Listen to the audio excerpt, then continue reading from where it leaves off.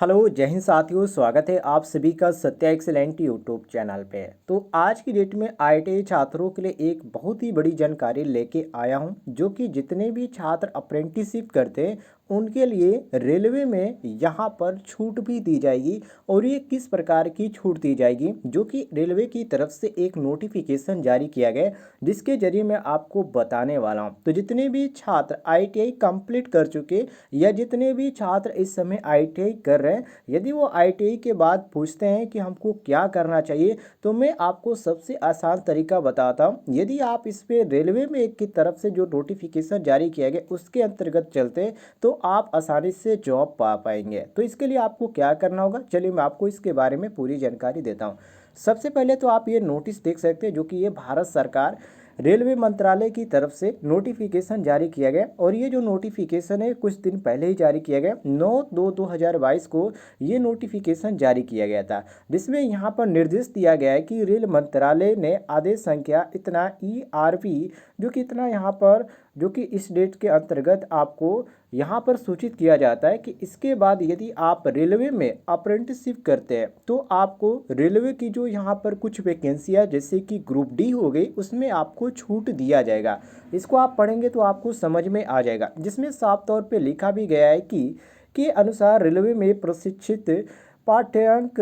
पूर्ण अधिनियम, मतलब कि ये जो पाठ्यक्रम है, यदि आप इसके पूर्ण अधिनियम के अंतर्गत ये नोटिफिकेशन जारी किया गया अप्रेंटिसशिप का, जो कि CCA के मुद्दे को गठित के समिति के संदर्भ में इसके कुछ शर्तें हैं, जैसे कि आप यहाँ पर पढ़ सकते हैं, जो कि शामिल करने का जो निर्णय लिया गया 26/1/2022 को, जो कि शिशुता अधिनियम की धारा के अंतर्गत लिया गया, जिसमें 22 के अंतर्गत इनका कुछ यहाँ पर ऐसा यहाँ पर निर्णय, जो कि रेलवे मंत्रालय की तरफ से कुछ निर्णय यहाँ पर लिया गया कुछ एक्ट के अंतर्गत, जो कि 22 के अनुसार अब नियमानुसार निर्णय लिया गया है कि रेलवे प्रतिष्ठानों में प्रशिक्षित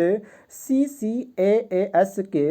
को रेलवे प्रतिष्ठानों में प्रशिक्षण की तैयारी में उनके द्वारा किए गए प्रशिक्षण के लिए उचित महत्व दिया जाएगा। महत्व का मतलब यह है कि उनको छूट दिया जाएगा, इनको बेनिफिट दिया जाएगा। जो छात्र रेलवे में यदि वो अप्रेंटिसशिप करते हैं तो रेलवे में अप्रेंटिसशिप कौन करते हैं, कभी कभी नॉन आईटीआई के लिए भी वैकेंसी आती है और कभी कभी आईटीआई के लिए भी वैकेंसी आती है। तो नॉन आईटीआई के लिए तो बहुत ही कम वैकेंसी देखने को मिलती है, लेकिन जो आईटीआई कंप्लीट करके रेलवे में यहाँ पर फॉर्म भरते हैं, जो अप्रेंटिसशिप आती है, यदि आप वो अप्रेंटिसशिप कंप्लीट करते हैं तो आपको यहाँ पर छूट देने की बात कही गई है। अब यहाँ पर नीचे आ जाएंगे तो किस तरह की यहाँ पर छूट देने की बात कही गई, इसके बारे में आप पढ़ सकते हैं, जिसमें साफ साफ लिखा गया है कि प्रशिक्षण की तैयारी के लिए उनके द्वारा किए गए प्रशिक्षण के लिए उचित महत्व दिया जाएगा, जो कि लेवल 1 भर्ती के लिए CBT के आयोजन के बाद अंतिम मेरिट सूची में और आपको छूट देने की बात कही गई है, जिसमें साफ तौर पर लिखा गया है कि रेलवे प्रतिष्ठानों में प्रशिक्षित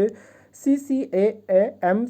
को भौतिक रूप से, मतलब कि यहाँ पर फिजिकली आपको यहाँ पर छूट देने की बात कही गई है। इसमें आपको नहीं दिखाया गया कि कितना आपको छूट दिया जाएगा, लेकिन फिजिकली यहाँ पर आपको छूट देने की बात कही गई है, जो कि ये रेलवे बोर्ड की तरफ से ऑफिशियल नोटिफिकेशन है। आप यहाँ पर इसका देख सकते हैं, ऊपर यहाँ पर बिल्कुल आपको लोगो और यहाँ पर रेल मंत्रालय और भारत सरकार लिखा हुआ बिल्कुल नजर आ जाएगा। तो ये आईटीआई छात्रों के लिए एक बहुत ही अहम फैसला लिया गया। जो छात्र आईटीआई करने के बाद यहाँ पर वो अप्रेंटिसशिप करता है तो उनके लिए ये सुनहरा मौका है। यदि वो करते हैं तो वो जॉब पा पाएंगे, जैसे कि ग्रुप डी की वैकेंसी आती है, ऐसे में आप यहाँ पे जॉब पा पाएंगे यदि आप अप्रेंटिसशिप करते हैं रेलवे से। तो